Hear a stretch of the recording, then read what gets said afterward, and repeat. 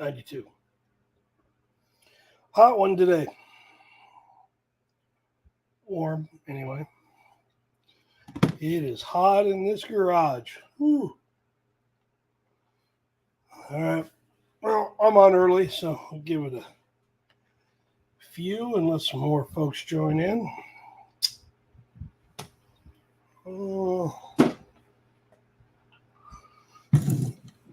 Let's see here.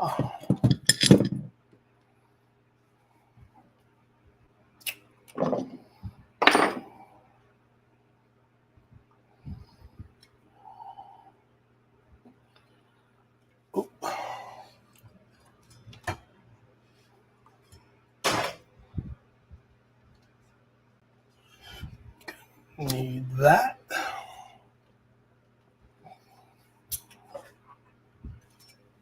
All right.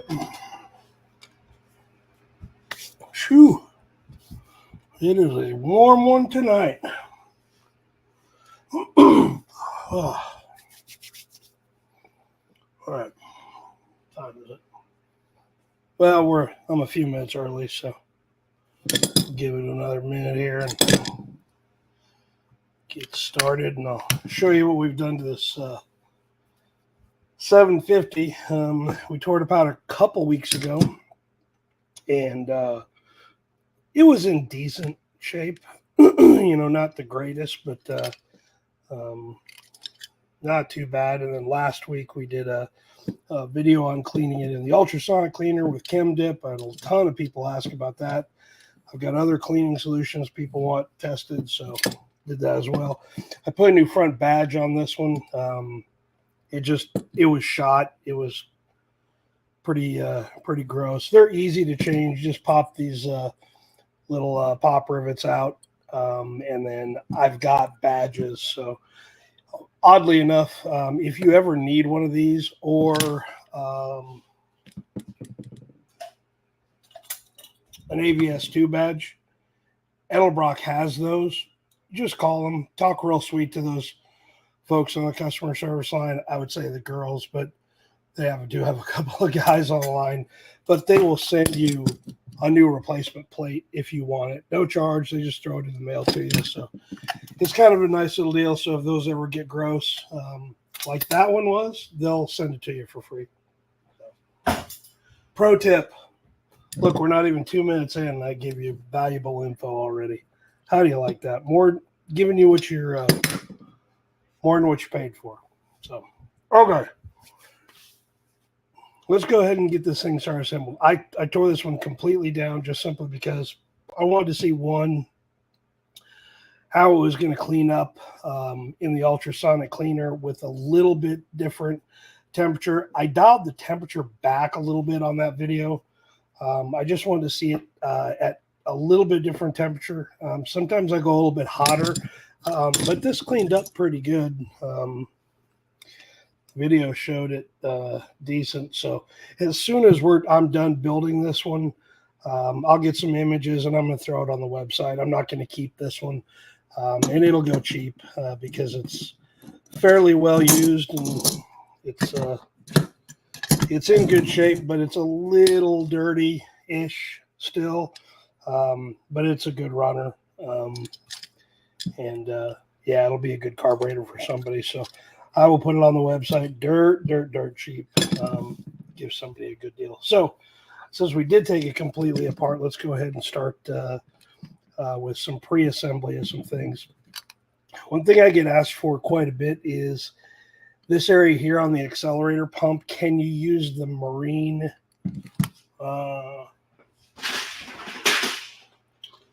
I think I've got one in here, maybe. Yeah.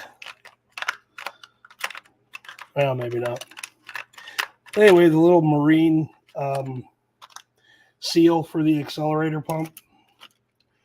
But it fits right in there. They're all the same. None of these are cast any different. So you can seal the top side up on the accelerator pump if it's something that concerns you. They have to do it on the marine carburetor. It's part of the Coast Guard certification not to keep fuel from coming up out of their pretty particular about that, not getting fuel in the water. So anyway, let me do this.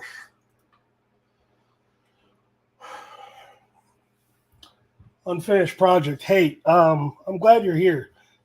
I saw your note right before I started the live stream, and I was like, I want to see what he's up to. Dude, I went to your channel and it says I wasn't subscribed to it. And I know I was.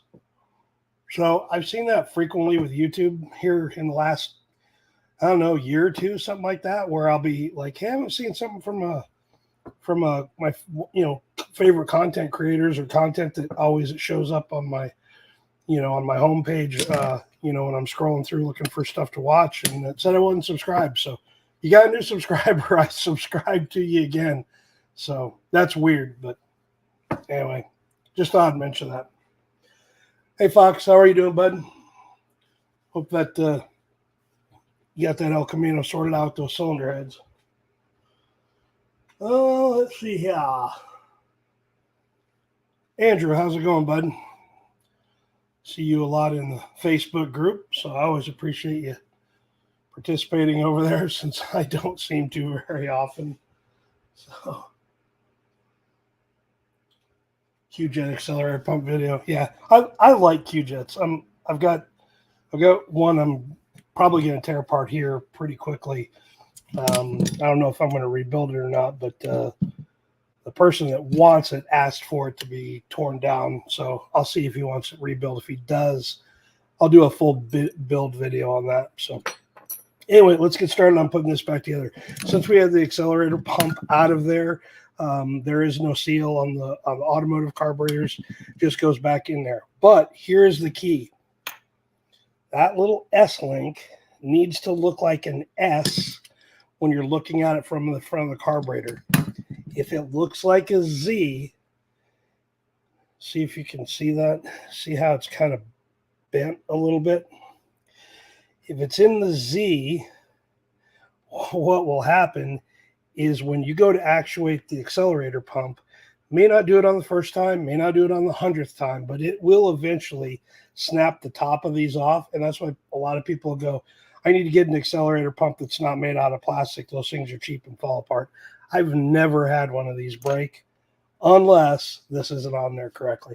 So if you do take this apart, make sure it's in the S configuration when you put it back together. So let's get that on there. And I don't think I grabbed, oh, it's right there. So anyway, I very rarely take the accelerator pump out of there unless there's something drastically wrong. This one was just a little too boogered up, so I went ahead and replaced it. Let's see here. So anyway, whoever gets this carburetor new or off the website will get a lot of new stuff. That's a new accelerator pump, new arm, new nut, or new stud, new S-link. Don't need to be tight, but again, you can see that it's got to be an S. If it's not, your chances of snapping that off of there are pretty aggressive, or pretty easy, and it will go down in there pretty easily. It will if you put it in there as a Z, but you just got to be careful of that. So, all right. Just wanted to talk about that really quick because it's been a while. So let me see here. Oh, thought I got all my gaskets out, but I knew I was going to forget something. So anyway, I hope you guys are having a good Saturday. It was good here, but it was very warm. Very warm indeed. So I worked on the truck a little bit this morning.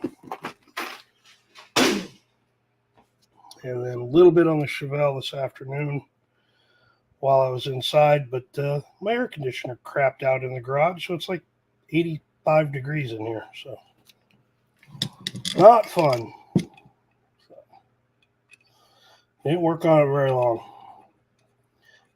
Somebody asked me about this recently. I didn't take any screenshots or captures of anything. Oops. But somebody asked me about this here recently. Always use the screen. I forgot to insert it in there. That little screen will pick up some decent amount of stuff. It doesn't restrict the flow in there at all, but it is well worth using. But I've had people ask me that they think that this is drilled incorrectly.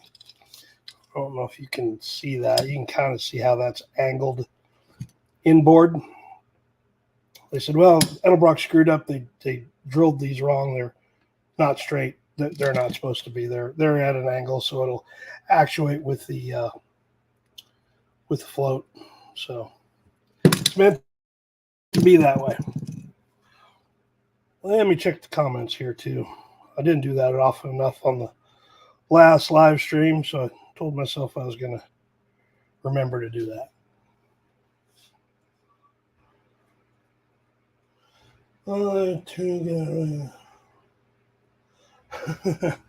I'm glad to hear that, Andrew. I was laughing at Fox's comment. I knew you were asking all the right questions. So sometimes it's hard when you don't play with something a lot frequently, and you have to try to figure it out. But you were asking all the right questions, so I knew you'd get it. You'd get it down pretty easily. So I'm glad you're heading in the right direction. Fox's comment made me laugh about installing stuff correctly. I have to be careful. Put new floats in too. So if you buy this $750 off the website, you're going to get brand new floats and pins and needle and seats and gaskets. So, but I had to laugh at Mr. Fox's comment there about. Whew. Okay. Well, get that drop sorted out first.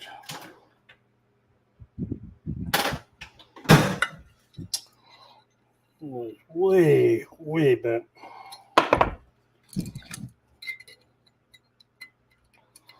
So, summertime, so I always am a little conscious about floats and where they're set.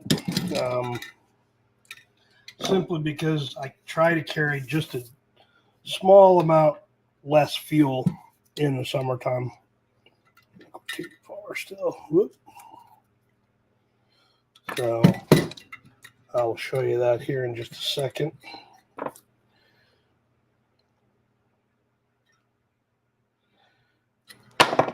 How I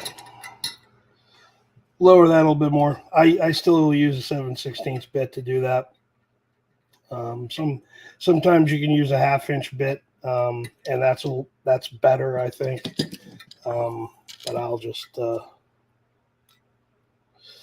that is bang on, right where I want it. So, but I can tell it's way. That's the problem with these floats is they're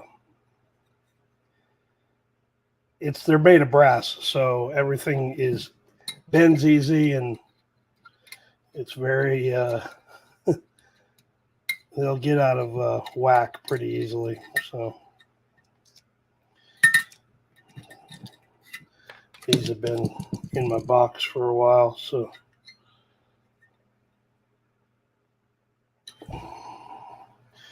who knows how many times I bumped it a little bit and maybe bent that. Or I try to carry, like if I do mobile type stuff, which I don't really do much anymore. That's why I've got a lot of like bins to carry it in where it's all segregated out. One, it's easier to find when I go to rebuild something, but two, if I was going to work on a carburetor for somebody, I would I would carry it that way. What I will do is Edelbrock, as always says, and it's the easy way of doing it, but that little that little brazed area there where they sealed it up, Edelbrock will tell you to run the 7/16 bit right there, which is generally halfway on the float. In the summertime, I will usually just do it right to the front. See how it's just starting to move right when I'm underneath there. So it's a little,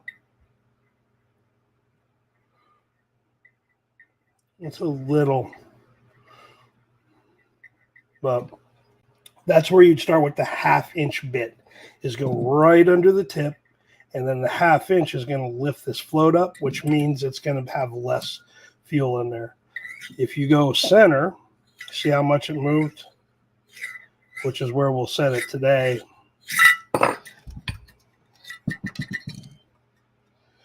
So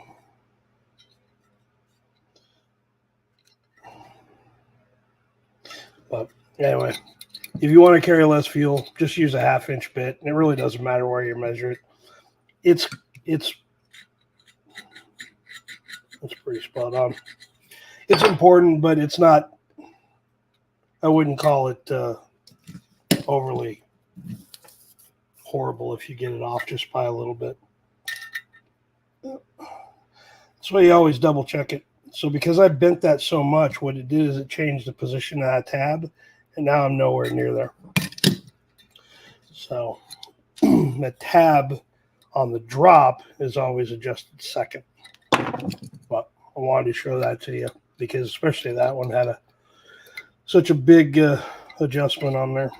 So floats are critical though. Always check them, even after even on a brand new carburetor. Don't assume that they're correct from the factory.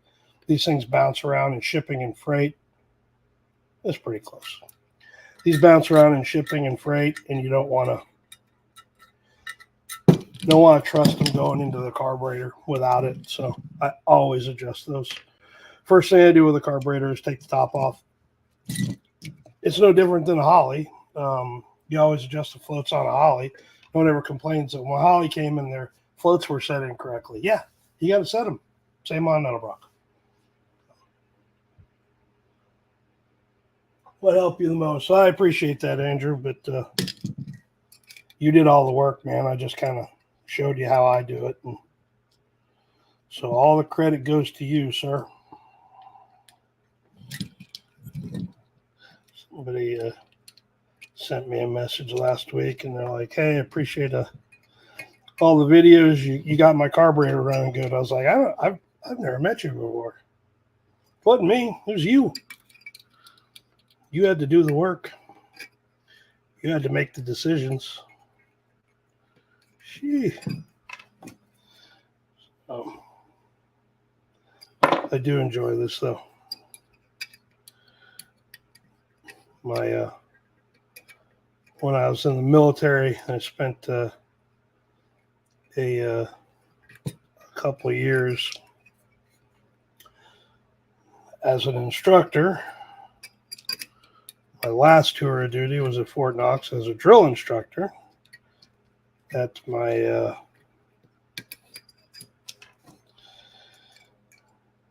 my home base. I was a scout.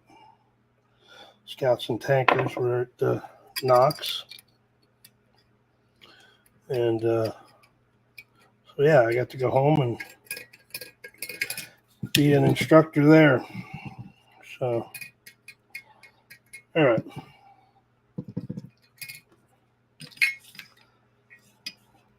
Halfway.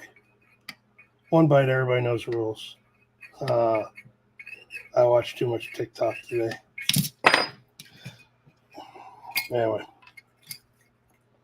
Floats take a few minutes, but don't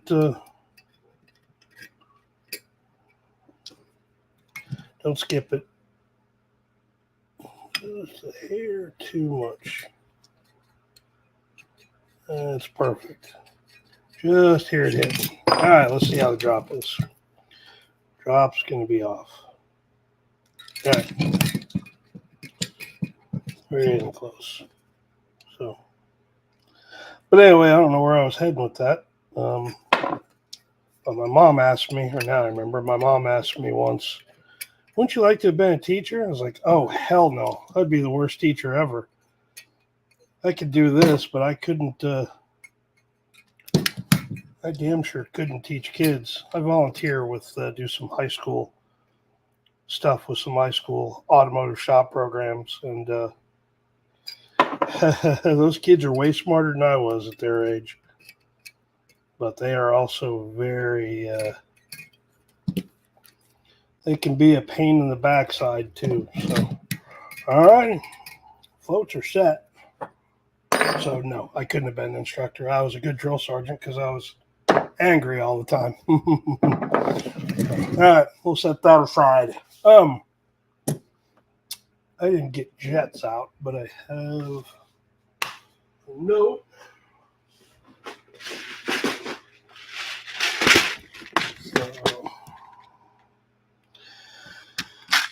We'll do 110s in the main.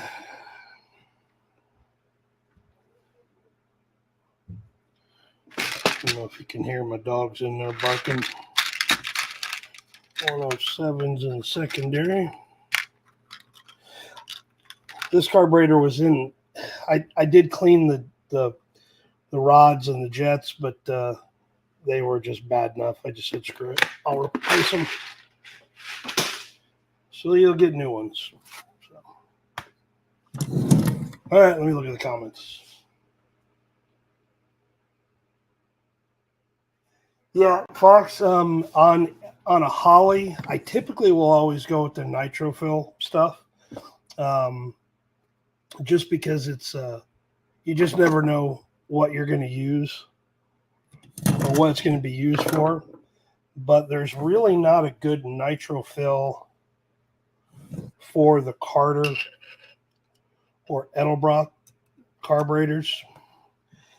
And Edelbrock, when I've talked to them over the years, and they're a really good product manager out in California who's been around Edelbrock for 40 years.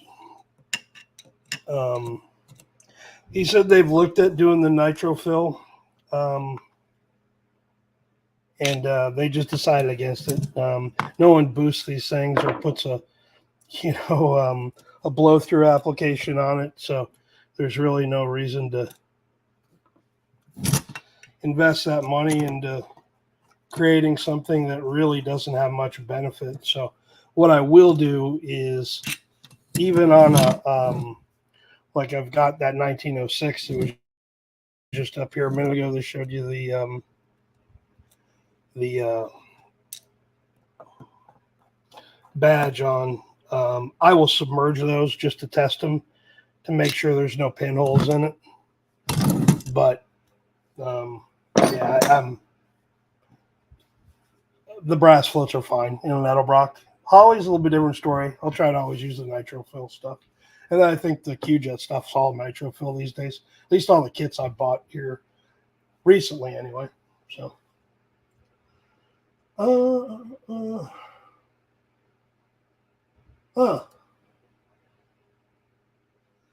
interesting there, Mr. Fox. I didn't know that.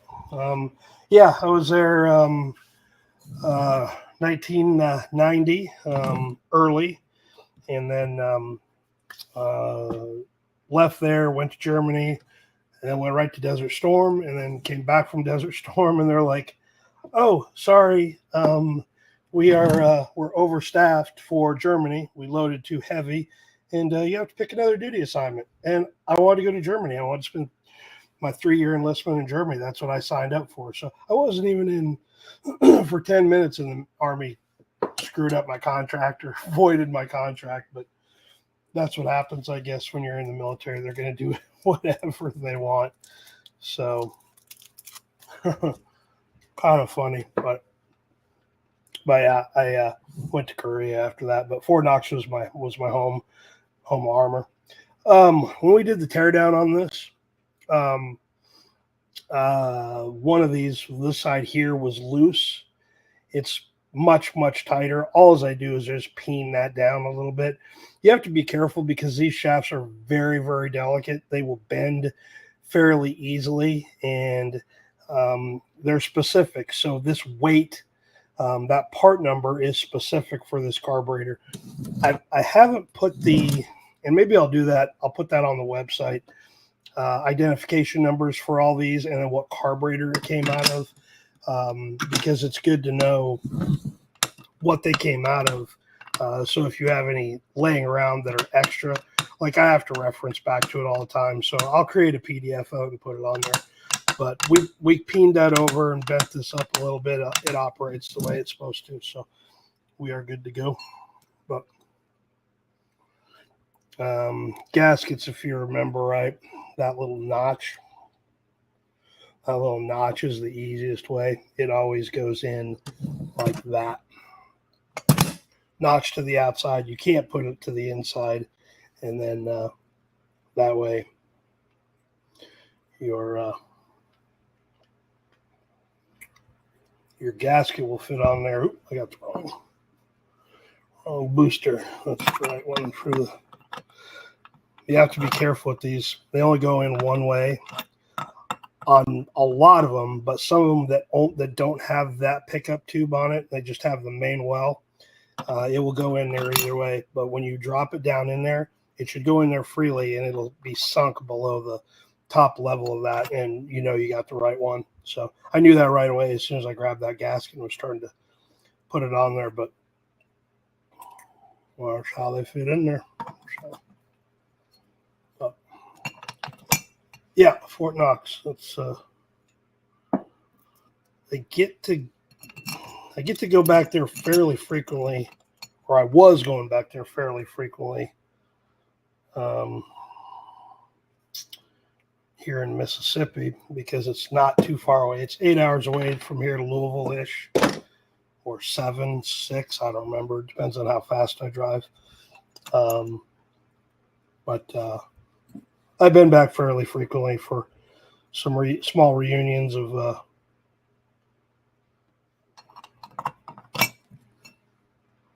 guys that I was stationed with there over the years as a drill and as a permanent party. I was OP4 during the 90s there. So torque specs, I don't know that we ever talked about that. T25, T20, and T15 are the three sizes to use. I always keep them together just because I'm using them pretty frequently. Also, too, one thing I should have wrote down some notes and I didn't, damn it. One thing I wanted to talk about, because I had a question here recently, and I've heard people talk about it, and the question is, can you use a electric drill or a screw gun or whatever to just zip these down? Wouldn't it be a lot faster? Yes, it would be faster. No, you don't want to do it. I did a short, I think, or an Instagram reel, maybe both of them, talking about this hardware being special. When Edelbrock creates these carburetors, they don't drill and tap. Well, they do drill, but they don't tap these ports where hardware goes. The hardware is what pushes into the void and pushes its own threads. So this is what they call a trilobular, and you won't be able to see it on here, but essentially it's like a triangle. And if you grab the hardware and spin it in your fingers, you can feel that it's uneven down here. And the reason why is that trilobular type hardware is designed when they use an electric gun that's very well regulated for the inch pounds that it needs. It pushes its own thread. That's why sometimes when you take these apart, sometimes they're a little funky. Some are really loose, like that one's fairly loose. And then I'm sure, yeah, this one's a little tighter. I'm sure we'll have some that'll be a little tighter on all these, but That's the reason why, is because you've got that hardware that does all of the pushing of the material. It doesn't cut it, it just pushes it to create the threads. And that's why sometimes when you're taking them apart, they're a little harder, a little more difficult. But that's the reason why I don't use a screw gun or anything else to put it together. It's a bad idea. You will mess that hardware up fairly quickly if you do not do it correctly. So always check the operator on the weighted air valve and make sure it's working okay after you get the boosters tied down. That way you know we're good to go. Let me check the comments. Yeah. Okay. So just some little tips. Now, remember on the boosters, the primary boosters here, I did check the part numbers on them to make sure that they were correct for this one.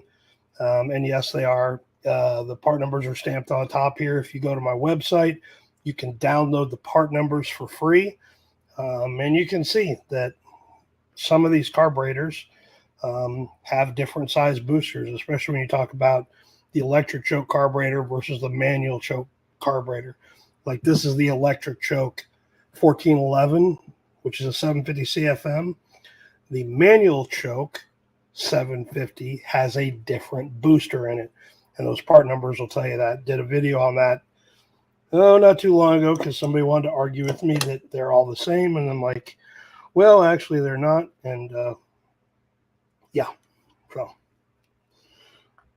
anyway, they're different for a reason, because the electric choke carburetors aren't really a performance carburetor. They're calibrated more for economy. And everybody goes, well, it just means you just change rods and jets, and you could turn an electric choke 750 into the same calibration as a manual choke 750. No, you can't. The boosters are different. Sometimes the secondary boosters are different as well. Like the 1406 has got different primary and secondary.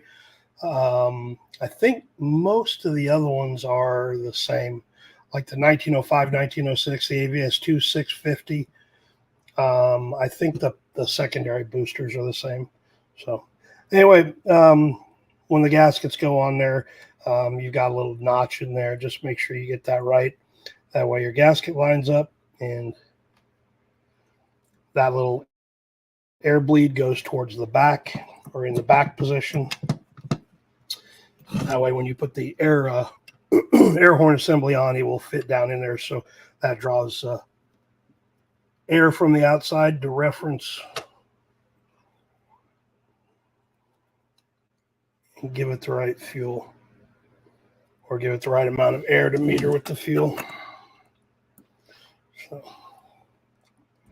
but anyway, boosters are a big part of why these carburetors operate, because if you look in the owner's manual, again, you can download that on my website if you don't have that anymore.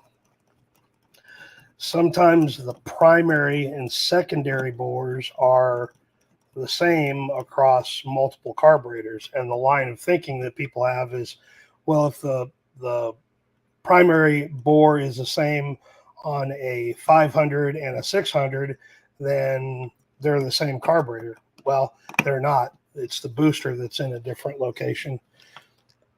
Now, could you put a 500 CFM booster into a 600? It will run. It will run. You could change the rods and jets and step-up springs, but we'll talk about that at a later date, because what I've done is I did this video, I don't know, a couple years ago, where we milled down the front of this carburetor to take a look at the routing of everything up here. Transfer slots, idle mixture, screw holes, yada, yada, yada. The port coming in from the accelerator pump over here comes out, goes up through the nozzles here to spray for the accelerator pump.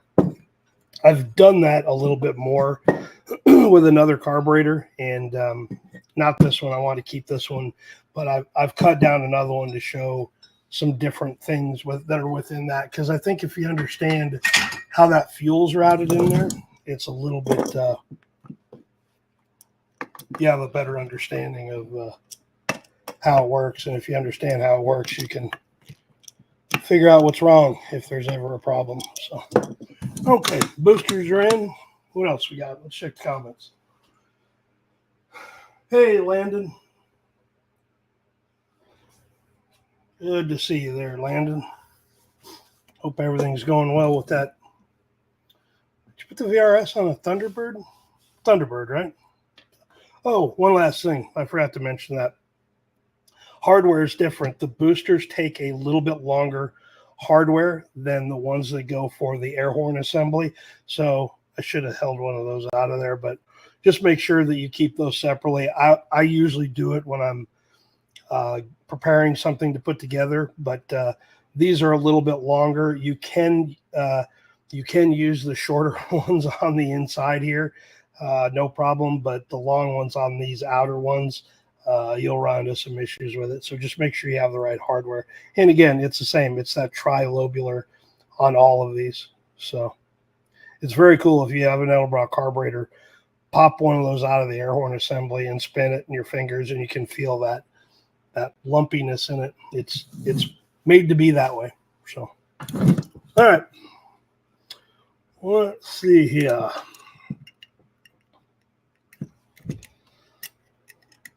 Get their baffles in here. Baffles are also directional. I should be talking more, I guess. You can put these in either way, but you'll notice it's kind of stepped. You can see that. So, yeah, see there's the back side of it. You can put it in there both ways, but if you get it in there wrong, it won't clear the floats. So you'll figure it out pretty quickly when you're trying to put the air horn assembly on. Nothing on these carburetors goes together difficult, and if you've got to crank down on something hard to get it in there, chances are you've made some decisions that are not quite the best ones. So don't ever force anything on these carburetors. All right, let's get the nozzle in there. Did I get a... I guess I didn't get a ball and a weight. Let's get that next.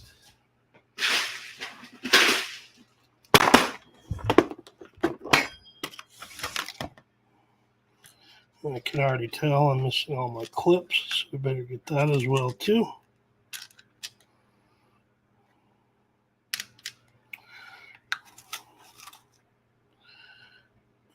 Yeah. Okay. Hopefully I won't lose any of those. We'll see.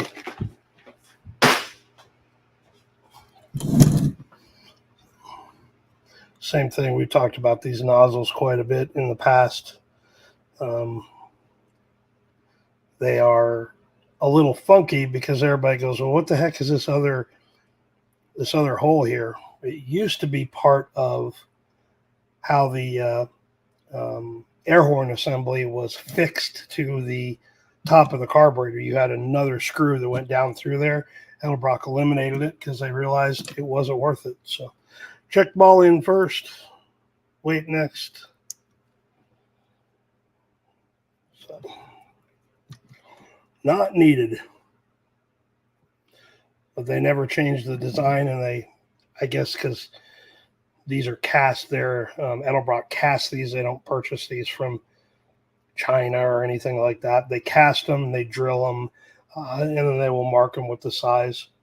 So this one's a 35. Anyway, just a little more info and again, these are internal, but they are also a tri-lobular hardware. So just a little info, and these are take a T20. So anyway, lots of fun, useless information. Well, hopefully you guys don't find it useless. I'm just rambling. But hopefully it's stuff that you find interesting. Again, none of this hardware is just snug. It doesn't have to be aggressively tightened down there. It's aluminum. You don't want to try to pull anything out of there. So just snug it up. It'll be just fine. So spring for the accelerator pump. We will need that. What else are we missing? I think that's it on the inside. Let's see.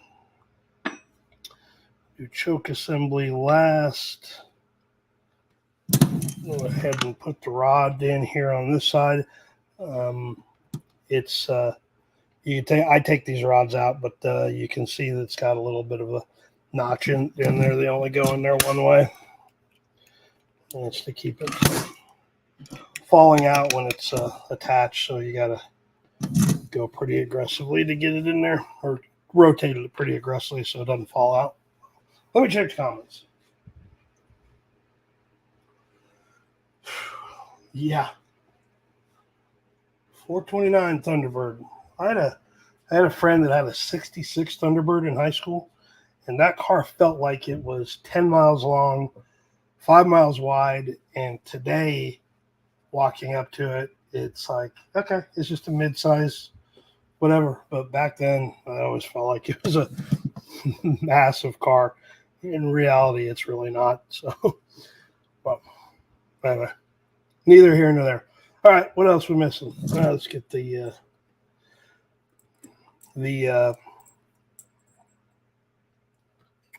idle mixture screws. Were in pretty decent shape, but I went ahead and replaced them. Not for any other reason, but I just didn't want to clean them. So, anyway, this carburetor's got a lot of new hardware in it. I think all the internal hardware's and the outside hardware is the same. I replaced something. I think maybe I replaced a couple of the screws for the booster. All right, that's seated. That one's seated. I will usually just go a turn and a half out on these. So, yeah. Try not to get in front of the camera here. All right. There's half. There's one. And there's 1.5. It's usually a good base calibration. Seated. There's half. There's one. There's 1.5. So, but you're always going to check mixture screws anyway. When you are assembling your carburetor, or when you're getting ready to tune or check your set up your carburetor initially. So, okay. All right, it's looking pretty good in there. I think I will just always take a quick peek to make sure I didn't miss anything. Boosters are in. All the jets are in. We are in good shape. And then also, too, if you kind of lay things out where you can kind of see all the pieces and parts, you shouldn't have anything left over unless you've got spare stuff. Like I had some spare pieces. I got them out of here so I could make that point, but you get it. Get what I'm coming from. So, yeah, I hate when people screw these up. I've got a 1906, and I'm going to have to fix the port here in the back for the brakes. Somebody got it in there cockeyed and just decided to use the old Nature's, Loctite and just screw it in there. So I can fix it, but it's just cheapens the carburetor, I guess. So, okay. Well, it looks like we are done with that. So we can go ahead and roll the top on here. Again, we're just making sure we got everything, just eyeballing. I got the needle and seats in there. Floats are set, gaskets on, accelerator pumps attached and good. So I usually will just roll these over. That way I know everything is in there correctly. And we are seated. And we are good to go.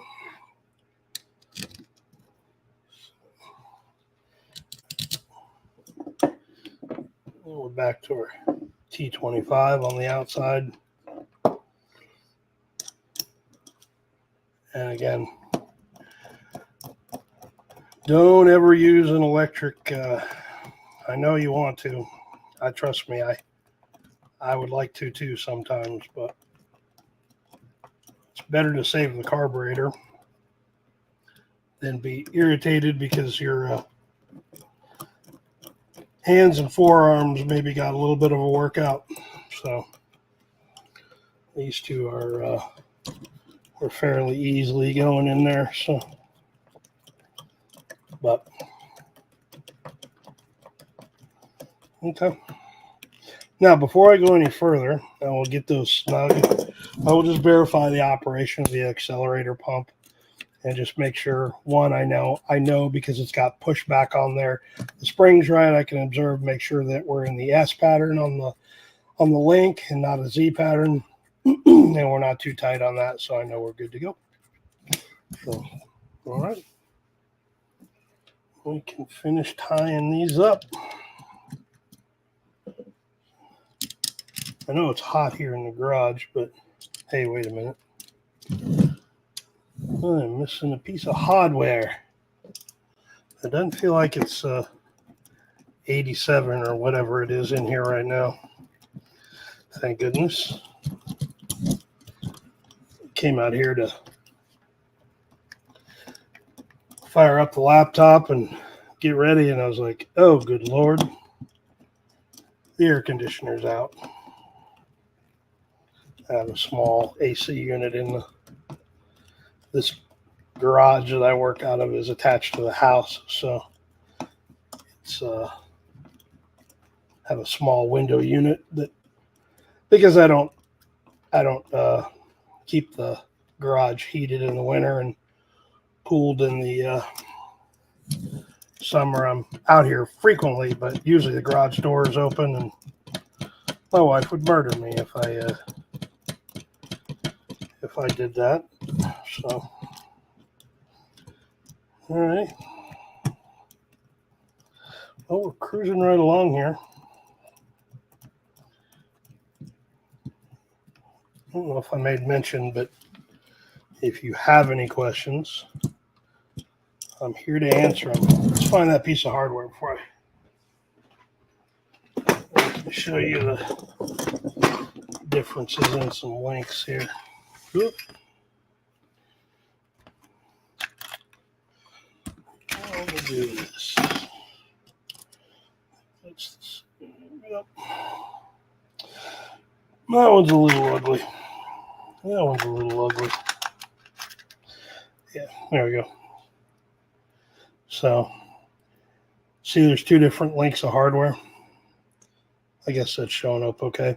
The longer ones are for the boosters on the inside, and there's 8 each of these, so it's really easy to screw up. These are for the boosters on the inside. The shorter ones are for the air horn assembly on the outside. So just make sure that you get the right ones when you are assembling your carburetor back together. So, alrighty. Well, I thought I had all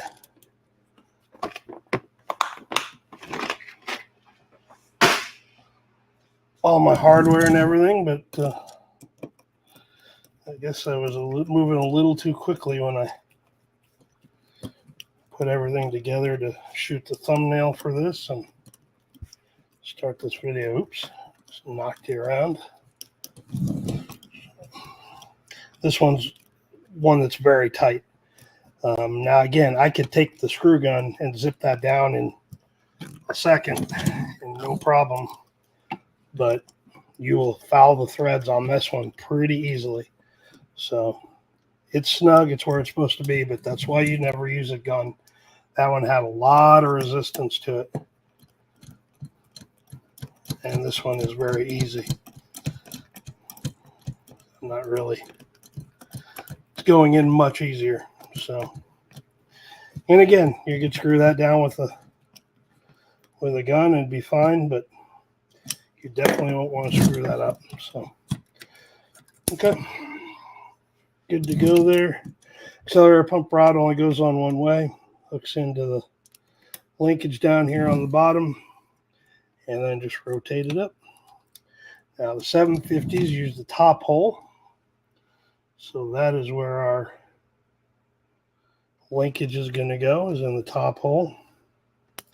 And the clips are very annoying, which is why Edelbrock, thank goodness, includes quite a few extras in their rebuild kit. If you rotate this up on the fast idle cam, see the fast idle cam there, right? That's the cam, that's the idle fast idle screw. If you rotate that up, it will hold that up in place, make it a little bit easier for you to get that in there. But people have lots of colorful little names for those clips. There's probably 10,000 of them here underneath my workbench, which I will find one day and be very happy, but they go flying fairly quickly. But I usually just, you can use a small, pair of needle nose pliers or something. I just line it up. Once it's on there, I just push it on and it'll be fine. So, okay. All right, electric choke. I had to replace the entire housing. I had a used one that's in decent shape, so that's what I'm going to put on here. The other one was just a little too dirty, and just didn't want to monkey with it. So one thing I know I don't have is the gasket for the electric choke housing, the seal itself on that vacuum port, or that port that goes into the venturi or the base plate of the carburetor. The reason for that little port we've talked about before is to keep everything nice and cool. Because when you're running 12 volts of power, and you need 12 volts going to that carburetor or going to that choke, it creates heat, and heat will destroy that plastic choke body pretty easily. All right, let me look at the comments. Save the carbs. Max Wedge, what's up? Having one running rich. Tell me about it.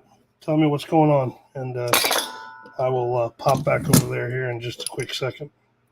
But anyway, sometimes people get a little frustrated with this because it'll pop out of there. It's recessed on that housing. You can see that port right there. It's recessed, and if you just press it in there, it'll usually hold pretty good while you're trying to assemble it in there. But before you do that, figure out how it goes on there. Okay, so that port is down here at the bottom, right? That one right there, and that's the port on the carburetor or on the body.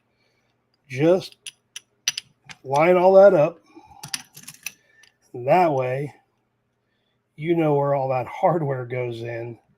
So when you go to put it on there, you're not rotating that around and possibly rotate that gasket out of there. But before you do that, linkage, and it only goes one way. So come in from the backside. Okay, rotate it in there, and that way when it's finally on there, the choke will operate off of that rod. So if you forget to put that arm on there and tighten all this down, you will be, dang it, I got to take it all back apart. And you will. Okay, same thing on the choke. You've got two different lengths of hardware. Okay, whoop. Well, that wouldn't have been fun. Yeah, two lengths of hardware. Same with on the air horn assembly and the booster hardware. It's the same principle, same rule of thumb. The longer hardware is going to go on the inside of the choke housing, inside and one on the outside, but it's going to be what attaches the housing to the carburetor. The short one is what attaches the cap to the housing. So long on the inside, short on the outside. Easy way to remember it. And if you separate them out, you shouldn't have any problem remember it. Okay, gaskets on.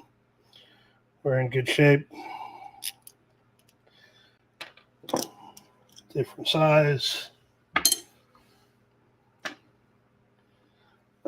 We are a T15 on the choke housing. And I will usually put this one on the inside because then I can make sure my gasket's on there, line it up, and it goes on nice and easy. And then I'll usually just run it all the way down so it's snug. So the body is up against, the choke body is up against the carburetor. You don't have to tighten it down, just a little snug. That way you can verify that the gasket didn't slip out of there. So if it would, you'd see that it broken or shoved out of there or up, and so you'd be able to tell pretty easily. So usually do it that way just to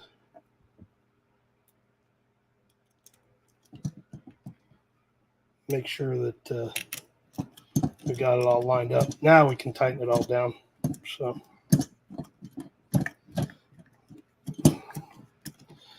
but there's only one on the outside, and you got two on the inside, one down there that we just put, and then one up top. And our housing is on. So all right, let me pop over the comments, see if our Mr. Mopar friend gave us some more details on his rich condition. See if we can figure it out. All right. And our rod's on there, good. Good. Once stall, if you let it idle too long, fouls plugs on one side of the engine, doesn't overflow. Two things that could be, or two things that I would check is, first, what is your timing set at? I know it seems kind of weird to talk about timing first when you're assuming we've got a carburetor problem, and I'm not saying you don't, but knowing what the timing's at is important. Doesn't matter what engine it is in that Mopar family. For the most part, if it's a V8 anyway, I'm assuming that's what you're working with. But I usually start, I'm a little bit over sea level here. I'm about 500 feet above sea level. And I always start timing 12 to 18 or 12 to 14 degrees for initial timing, 32 to 34, 36 all in. And then the higher you go in elevation, the more that timing bumps up. So usually when I get to about 3,000-ish feet is when I'll make that next step. Like, even though it was a little less than that, I can't remember what Kansas City was because I lived there for quite a few years. I used to almost always start at 14. So timing first, and then you can look at what's your fuel pressure going into the carburetor. Make sure you've got a good regulator. I know some people's like, well, it's got a factory Penn-Star, pump on it. It's fine, no problem. Always run a regulator. It just gives you another adjustment point on that carburetor. And you want that. You want that ability, especially in your situation, to change that. So start at 6 PSI. At the carburetor, regulator is the last thing that the carburetor sees. Before the carburetor, fuel filter goes before the regulator, not between the regulator and the carburetor. Reason being is because most fuel filters will have a drop in pressure when fuel goes through it. Now, a really good filter, like the Russell filters I did a video on from last year that I got from SEMA, those things are freaking killer. There is no pressure drop in them. That's exactly what you want. In that case, you could go regulator, filter, carburetor. But I always do regulator, carburetor, just because I don't know. Some people will not use that. They'll use a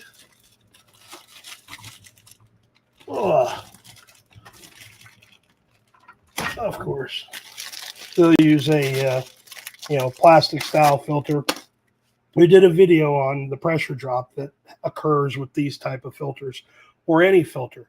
And when you're talking even a half a pound of pressure drop, it equates to flow. Flow is what we're really looking for. Flow is the big factor going in there. Flow is what keeps the carburetor fed with enough fuel to make the power that it needs to make.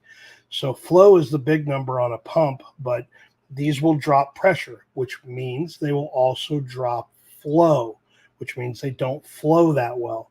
It's okay. This filter wasn't meant to be on a 800 horsepower engine. If it is, you got some problems. You're choking it. So I'm assuming we're not working with an 800 horsepower engine. But regulator, to long story here, regulator start at 6 psi. If you need to, back that off a little bit, because sometimes, depending on where your fuel or where you're getting your fuel at, that ethanol grade, if you're using an ethanol fuel, will change a little bit, and that changes the flow amount, and it also changes the pressure amount a little bit going to the carburetor. So that's where I would start. Timing, what's that at, and get the regulator backed off. You can try it at a lighter pressure, which means less flow into the carburetor. But so I will start at 6. I'll go to 5.5. I'll go to 5. I'll go to 4.5. That's as low as you go. 4.5 to 6 is the range on a Edelbrock carburetor, but that's generally enough to find a happy spot in there, and hopefully that you'll find it. So hopefully that answered a little bit of your question, or at least gave you some place to start anyway. So, okay. Great question. I appreciate that. All right. Choke cap. So we talked about that quite a bit. There's a little bit of hook in there. That hook is what goes onto that little rod. So what I will usually do is you can start out with it not engaged on there at all, okay, and down, and put the cap on, and as you rotate it, you will watch that rod over here start to move. See it? And then you know that that little hook is engaged with there. Now I'll usually go all the way to the mark, which is essentially the halfway point, and then I will go down to the second tick is where Edelbrock suggests it to be. And then we can set this. And that's usually a good spot to base it off of. If you need to go a little richer or a little leaner, you can do that. And I'll show you that here in a second if I don't tighten up this hardware too much, but we'll get them in here so the cap doesn't fall off and I don't disengage the cap from the activating arm there. So, one on the underside here. Hook.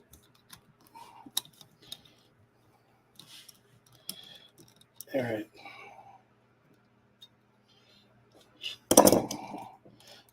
I'll show you what we're talking about. So they are hooked up. Get the clip in there so I can show you. This one's the only one that's a little bit of a tricky one. It always gets me because it's the only one that's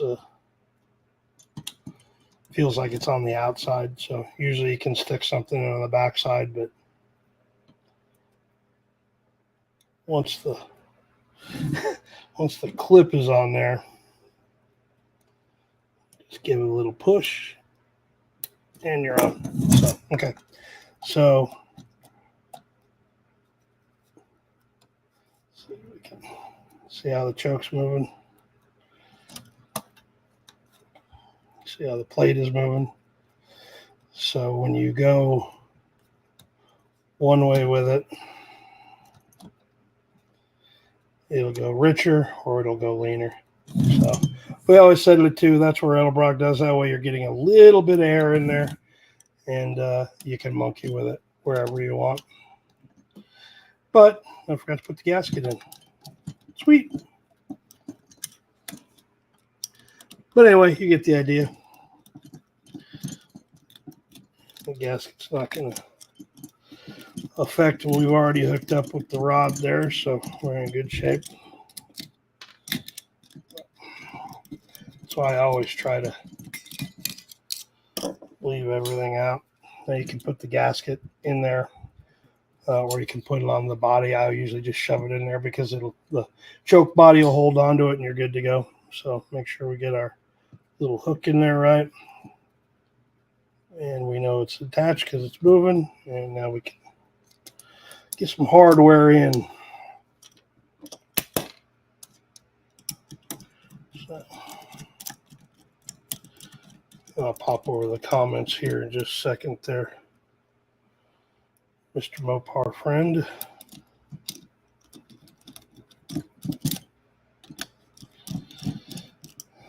I wanted to talk about something tonight too, so I'm considering it because my good friend Shane at Slant Daily Garage, stickers over there, has talked about and has been preparing his car for the No Name Nationals, which is just north of here in Missouri.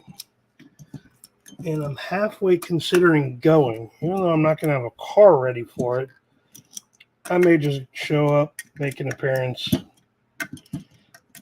and hang out for a weekend. Don't know. Still considering it. I don't think it's till September or something like that, but it's not that far away, so I may just show up at the Friday, Saturday event, something like that. Anyway, let me check the comments.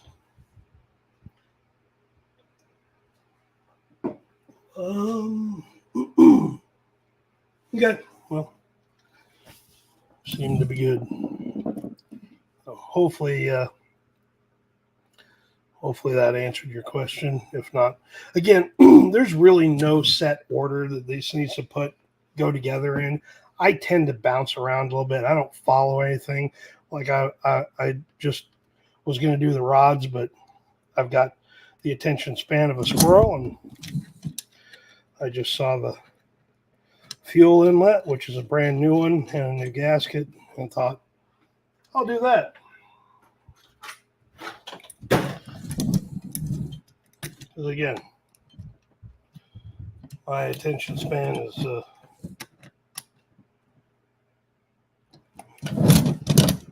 wanders pretty easily. So, okay.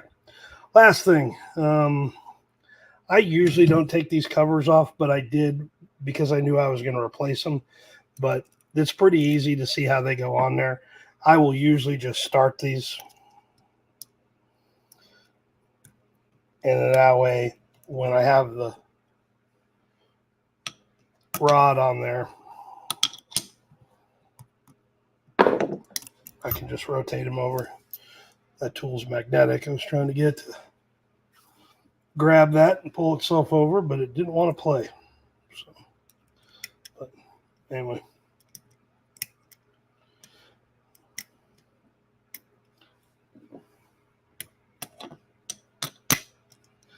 Come on. So,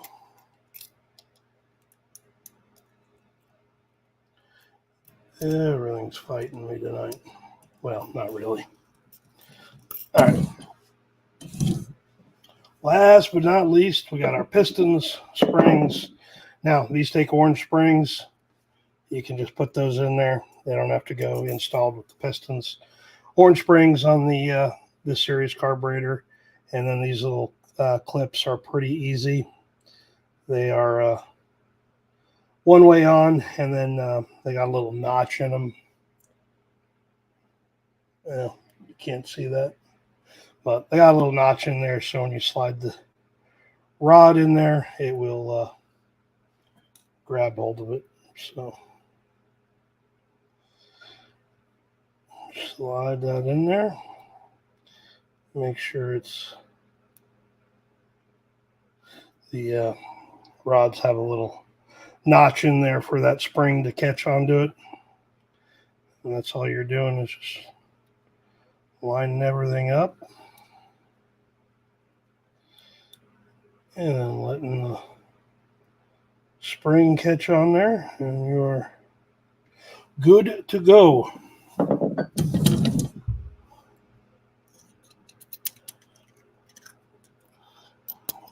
So it's just a matter of getting the piston and the step-up spring in there, and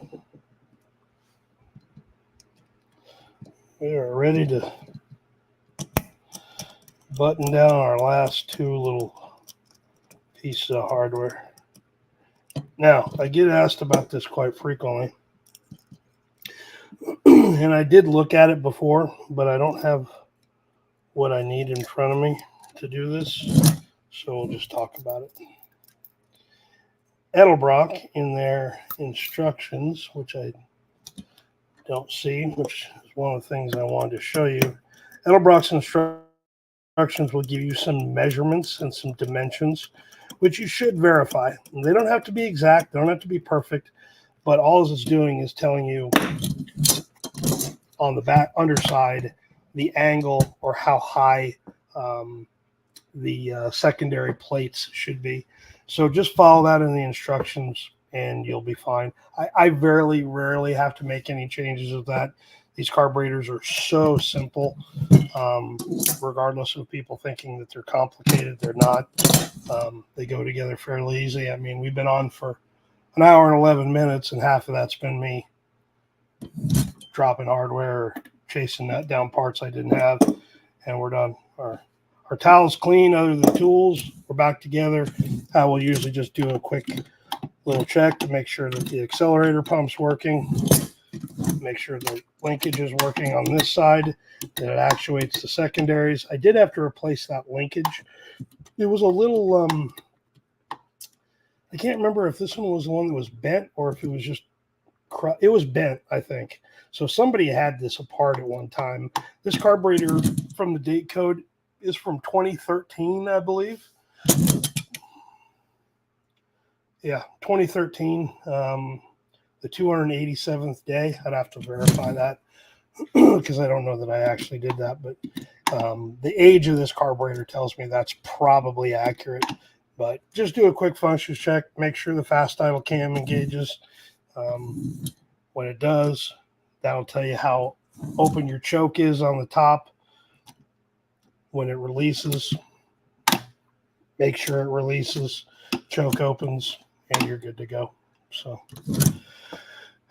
some folks will blow into that. If you can, if it's down the way it is here, if you blow through that and air blows in there, it means that the needles are open and it's allowing fuel in there. It's just whatever. You can turn it upside down and blow through there. If the needles are engaged with, the floats are down on there, you won't be able to blow air into there. It'll be sealed, but I don't put my lips on your carburetor. I promise. At least not for free anyway.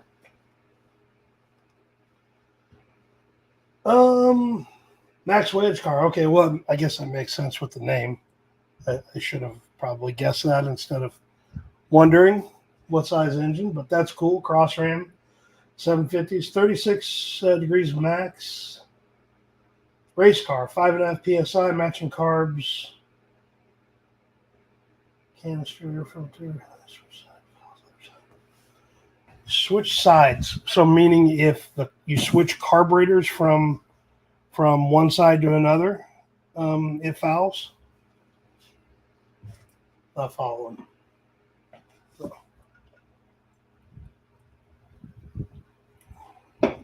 Maybe send me a note there, Max Wedge, or when this video goes live, I'll try to remember that we had this conversation, and I'll tag you in the comments, and we can come back to your question. Or if you go to my website, you can send me an email.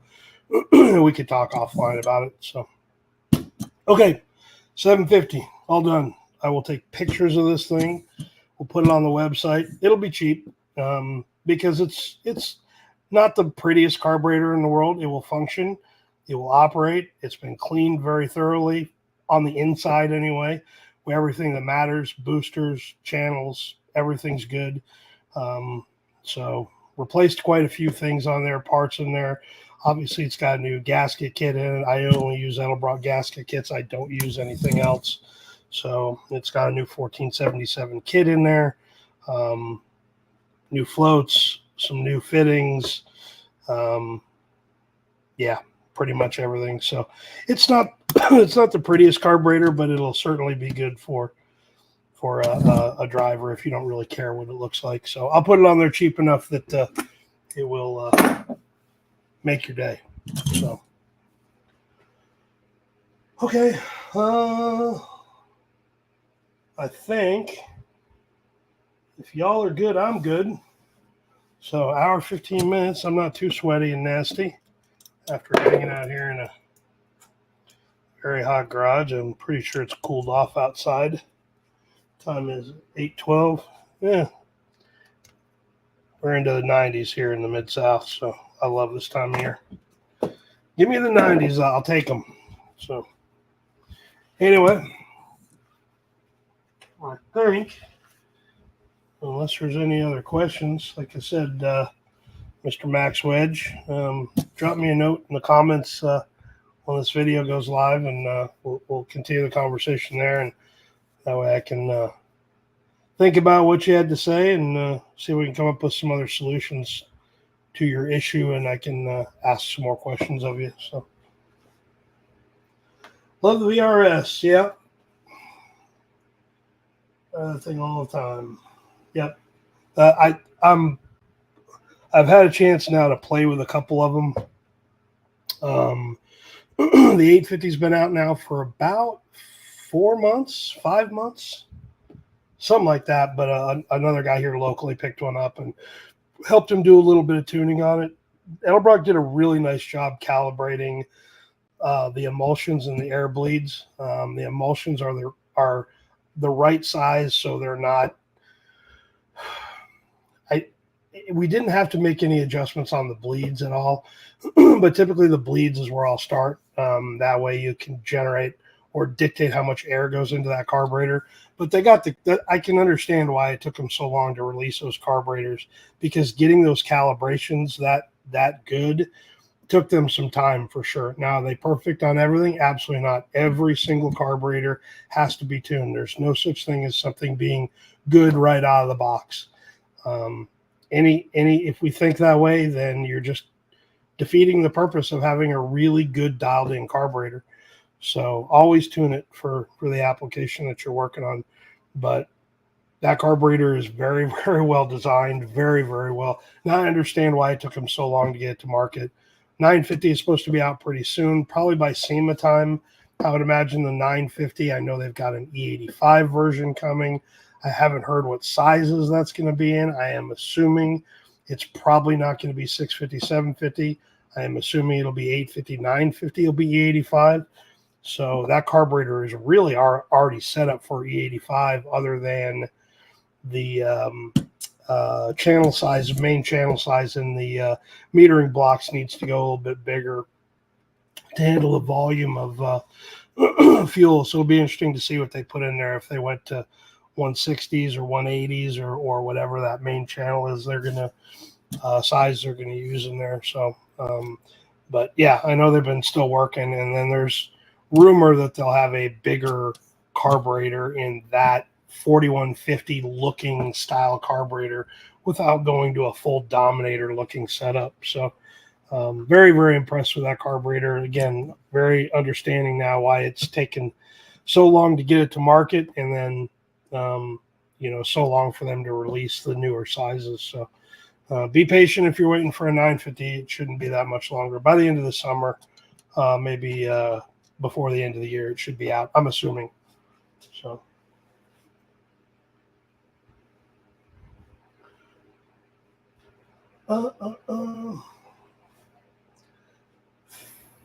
CFM 600 from factory carbon, 400 Ford V8. Depends, I guess, what you mean by upgrade there, cocky man. Yeah, I mean, if you need it, if you got an OE carburetor that's you don't want to monkey with anymore, it's a little worn, you don't want to play with it anymore, and you want more of a universal style carburetor that has a lot more tuning, pieces and parts for it, then yeah, I would do it for that change, not for thinking it's an upgrade. It may be an upgrade for what you have, but I certainly like the adjustability that all these aftermarket carburetors have. Edelbrock, Holly, Demon, Quickfield, doesn't matter what it is. Most of them have enough calibration pieces available for you to tune it for what you're working on. And especially if you got anything other than a bone stock, whatever, if you've done any type of upgrade to it, whether it's ignition, headers, intake manifold, exhaust, recalibrate the carburetor. Those OE carburetors sometimes are harder to do that. Q-Jet, not so much. The Q-Jet's pretty good with the amount of stuff that it's got out there for it. But yeah, some of those factory Ford carburetors, like the 4100, great little carburetor, but their tuning pieces are a little limited. So makes it a little bit more challenging. But so hopefully that answered your question. Yeah, please email me there, Max Wedge. So, well, cool. I will. I'm going to do that. I've got a Frankenstein carburetor that I need to put together tonight, and then I've got a 4160 Holly that needs to go out the door by Monday for a local guy. I'm going to finish that one here tonight, and then I'll try to get this one up on the website tonight, and then I'll have another 650 on there maybe in a week or so. I've got 2 good 650s left out of that lot that I bought at a swap meet down in Tupelo 2 months ago now. Most everything I had's gone, but the guy had 10 carburetors. I was like, how much you want for all 10? He made me a decent deal, and I made him a decent offer, and came together, and I bought more cores. So, but I'll get those on the website pretty soon. So anyway, check the comments one last time. Unloading. Good for you. I'm getting that bug there, Max Wedge. The Chevelle's my love and my joy. Sorry. The Chevelle's my love and my joy. I've had it since 1989. I've had that car my entire life, really. But I am itching to get back into a race car. I'm starting to get that itch again.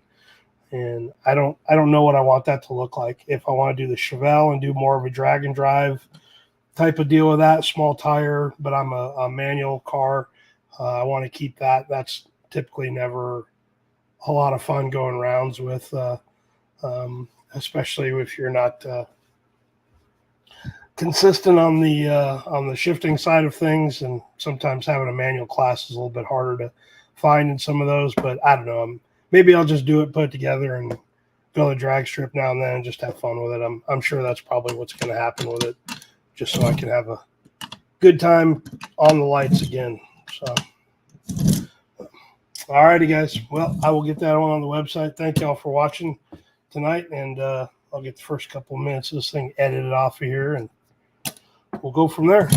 Thanks, guys, for hanging out with me for a little bit of time, and we'll try to do another live stream here in a couple of weeks. Not sure what we'll do yet, but may end up doing something with that VRS on the next live stream. So we'll talk about that then, or I'll figure it out between now and then. So next weekend's video should be a good one. I've got one that, I'll just tell you, it's another knockoff carburetor. So I haven't seen it yet.